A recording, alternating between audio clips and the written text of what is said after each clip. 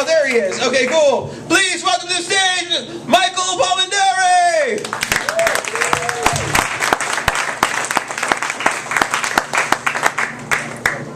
Keep it going from Marcos, ladies and gentlemen. Thank you very much, Bookworm. I'm happy to be here. Oh, there's been a lot of talk about female parts so far tonight. That's comforting in a library cafe.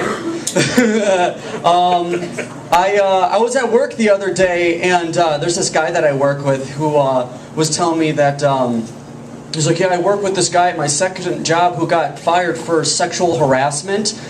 And he's like, which is dumb because the girl he harassed wasn't even that good looking. I'm like, is there like a certain standard you have to meet to get harassed? Like, don't bother her. She's ugly, all right? She's been through enough already just based on her horrifying looks. So just leave her alone. Why don't you go bother that hot chick over there, okay? Why don't you go harass her for a little bit? That's what she gets for being hot. I have a girlfriend. We've been together for like 2 months now. And we go out a lot, it's fun, but dudes are always hitting on her. Like every time we go out, like dudes are always hitting on her. And they always have to wait until I leave. Like we'll be at a bar and I'll get up to use the restroom and then I'll come back and a dude will be standing there talking to her. I'm like, are guys just like waiting for a dude? All the women, before I even finished asking that question, I saw a row of women just like, you don't even have to, we know. Yes, they do. They do. That's why we always say, don't leave me. Don't leave me. Don't leave my side.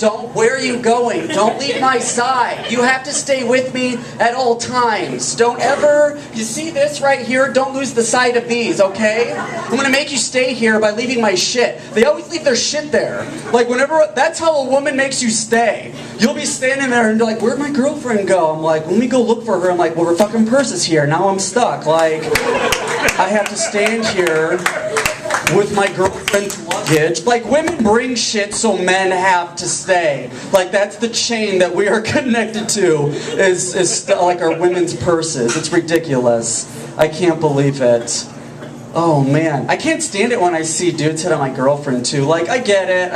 Like, dudes are like, oh, man, she's hot. I'm gonna go, like, say something totally cool. And she's like, oh my god, do me. Some dudes think that's gonna work. Some dudes think that they're gonna be all sly, walking up like, "Hey, what's going on? Can I get you something to drink? Is that cool?" That's obviously why I don't pick up chicks very well. That's how well I do. That's how well I do. Oh, well, I'm gonna do this one before I go on to the next. I've been in Chicago a lot lately too. I've been doing a lot of open mics and I've been doing a lot of improv out in Chicago. And sometimes I'll be walking around, and like last week it was all nice and everything, so like there were a lot of people out running around. And if you go to Chicago, like people are always all over the place running, and runners feel that they have so much right to be on the sidewalk, and they get so pissed off at people who are just walking or just like looking for. First of all, I don't care how many times I've been to Chicago. There's big buildings. I'm gonna stand there and fucking stare at them. Okay, like that's what I do. It's called ADD. I'll be walking like, yeah, let's go to say, look at that building. Look how huge that building is.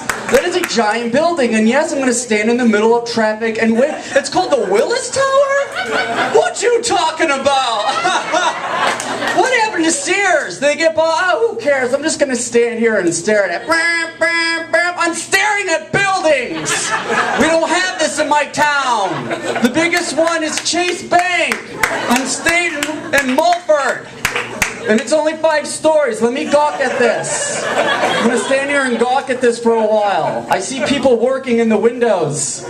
But no, runners feel they have so much right on the sidewalk. They're like, excuse me, I'm running here. I'm like, hold up a second. It's called a sidewalk. When someone decides to create a side run, then I'll leave your shit alone, okay? Until then, put the iPod on and be careful.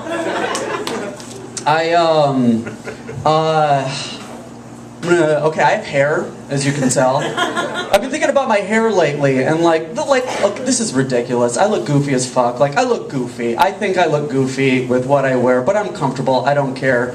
And sometimes I think, like, what if people from years ago, like our great-great-grandparents, came back somehow and, like, took a look around. They'd be like, what the hell are these people? Like, years ago, people would have been ashamed. My parents would have been like, don't leave the house looking like, comb your hair. But now the freshly woken up from a nap look is, like, appropriate. That was all I had for that. I'm sorry it wasn't better. That joke is about as good as my hair looks. Let me try this last bit and then I'll take off. I'm a delivery driver, and I listen to the radio a lot because I don't have any CDs or like an iPod to listen to. You listen to the radio a lot? Okay, first of all, saying this makes me feel like an old person, but like every song sounds the same nowadays. It all sounds the same. It's like one lyric, and then like they have the chorus that they just keep repeating over and over again, in which they usually have Pitbull in there going, "Listen worldwide!" Like he's in every fucking song nowadays. You'll have Taylor Swift like, "Oh my God, we broke up today, I play my guitar, listen worldwide!" It's like, oh, Pitbull Swift, okay, I get it. I don't care, like, sometimes, like, I will just crank the stupidest shit in my car. Like, if you see a Jimmy John's topper crank in one direction, that's me. That's me.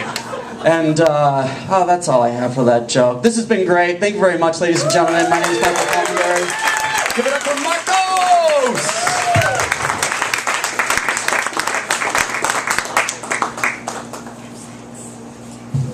Keep going for Mike.